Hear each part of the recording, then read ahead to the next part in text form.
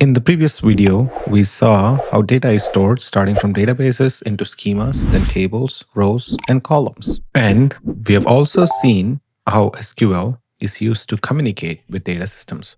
Now let's take a look at the 5 main components of SQL: DDL, DQL, DML, DCL, and TCL. Let's start with the high-level overview of DDL, data definition language. Data definition language is nothing but the commands that are used to define and change database structures. The first command is create.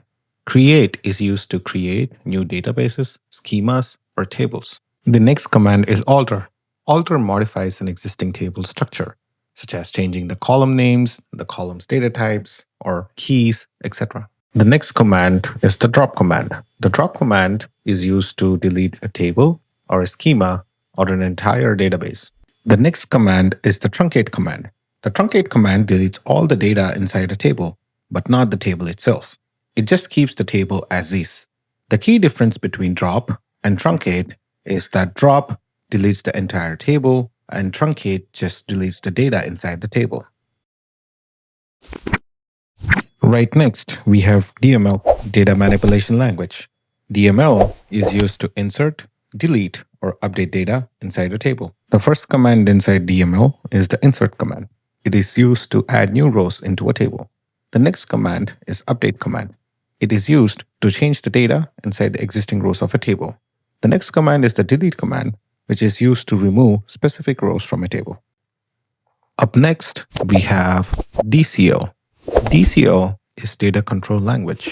It is used to manage permissions of databases, tables, and schemas. We have 2 main commands in DCL. The first one is grant, which gives permissions to users or roles for databases, or tables, or schemas. The next command is revoke, which is used to revoke the earlier given permissions.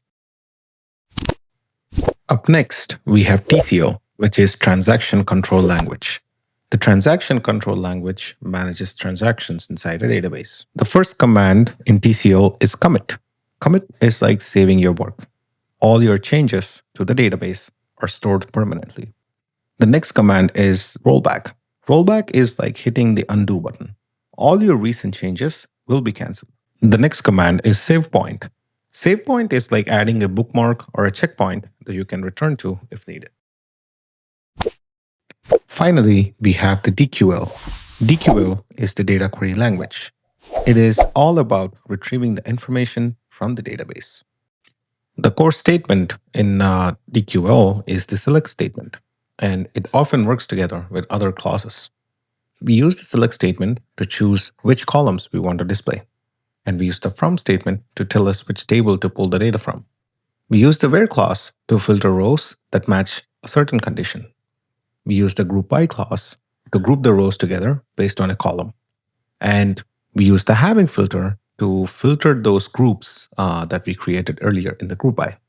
Finally, in the order by, we sort the results so we can view them in order we need. Don't worry about the specifics of these clauses, as we have whole course to figure these out.